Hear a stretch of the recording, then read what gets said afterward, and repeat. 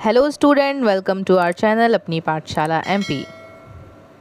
आज के हमारे इस वीडियो का टॉपिक है अंकुर अभ्यास पुस्तिका कक्षा 4 विषय मैथ गणित सप्ताह 4 की सारी वर्कशीट आज हम हल करेंगे। दिवस 1 से दी गई आकृति की पहचान कर उनके नाम लिखिए। तो एक तरफ आकृतियां हैं, एक तरफ उसके नाम लिखना है। तो ये है आयत, वर्ग, वृत्त, त्रिभुज।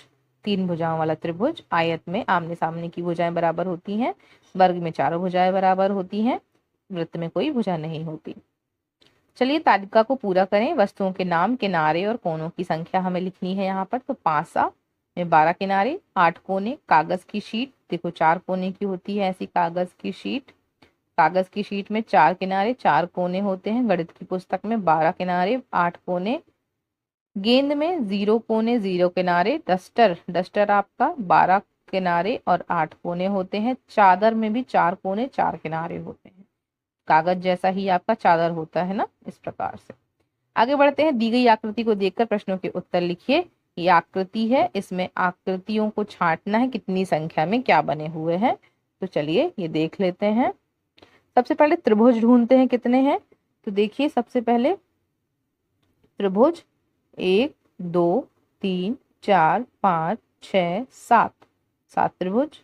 अब हमें ये आयत ढूंढने हैं। तो एक ही है ये।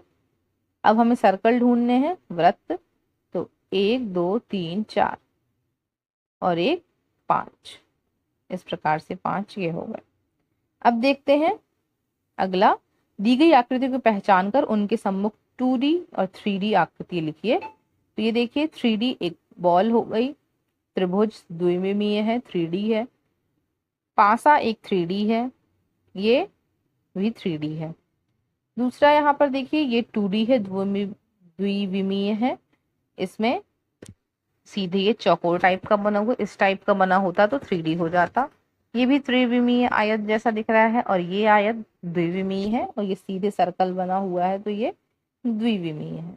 अब देखिए नीचे दी गई वस्तुओं की सतह के प्रकार को पहचान कर सही टिक लगाइए। वस्तु केवल घुमावदार सतह, केवल सपाट, घुमावदार एवं सपाट दोनों तरह की। तो यहाँ पर चलिए देख लेते हैं। वस्तु है, कैसी है ये वस्तु, जैसी आपको दिख रही है। तो देखिए घुमावदार और सपाट दोनों है। अब ये देखिए बॉल है तो ये सिर्फ घुमावदार होगी, सपाट तो होगी नहीं।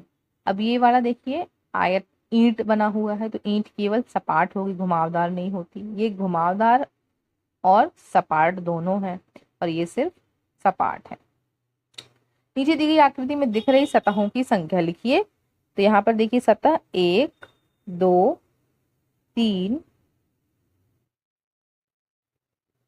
4 5 और एक नीचे है 6। आगे देखिए यहाँ पर सतह कितनी होंगी, एक ये है और एक इसके पीछे, तो 2 है।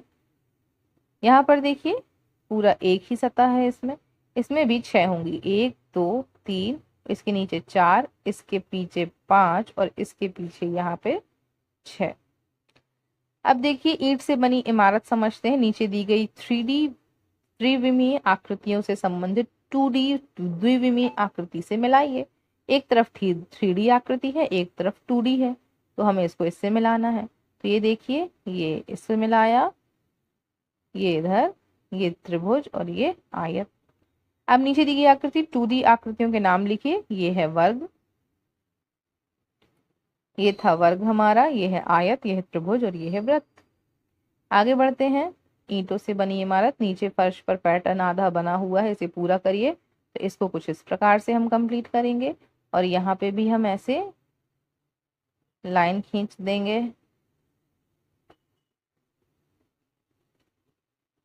कुछ सीधे भर देंगे, कुछ आधे भरेंगे।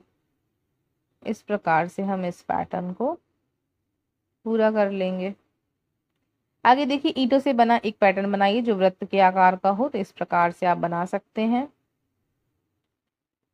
नीचे दिए गए चित्रों में से जिस चित्र में झरोखा नजर आ रहा है उस चित्र पर सही का निशान लगाइए। तो झरोखा देखिए इस पर नजर आ रहा है। नीचे दिए गए चित्र में से जिस चित्र में मेहराब दिखाई दे रही है उस पर निशान लगाइए। तो ये देखिए मेहराब का डिजाइन इस प्रकार से होता है।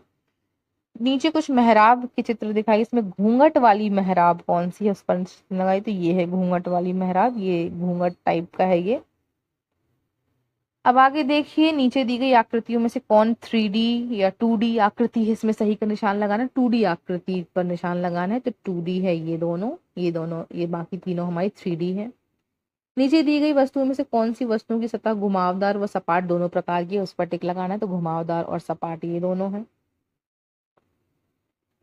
आकार इसके जैसी सतह पर प्रदर्शित करने वाली 3D आकृति कौन सी है, उस पर टिक लगाइए, तो ये देखिए ईंट जैसी ये दिख रही है।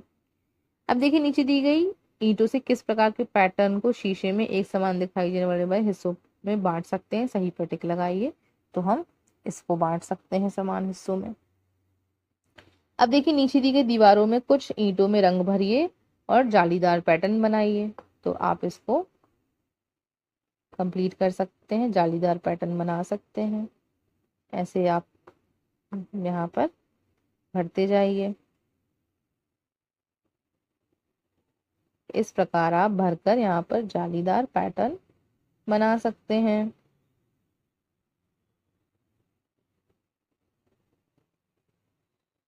इस तरह से ऐसे भर भर के आपको यहाँ पर जाली बनानी है, कुछ इस तरह से।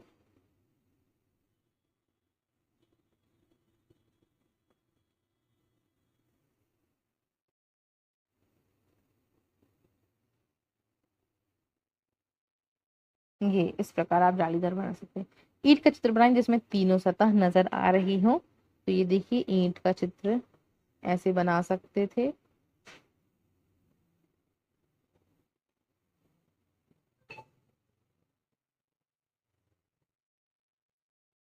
तो यहाँ पर देखिए ये सतह ऊपर की है एक और ये नीचे की है,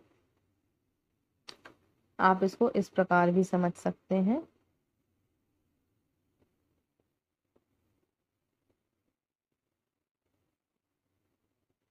तो एक सतह आपकी ये दिख रही है, एक, दूसरी ये और तीसरी ये, तीन सतह आपको इस प्रकार दिख रही है। इसमें भी देखिए आपको तीन ही दिख रही हैं, देखिए एक और ये सामने की दो और ये बगल की तीन।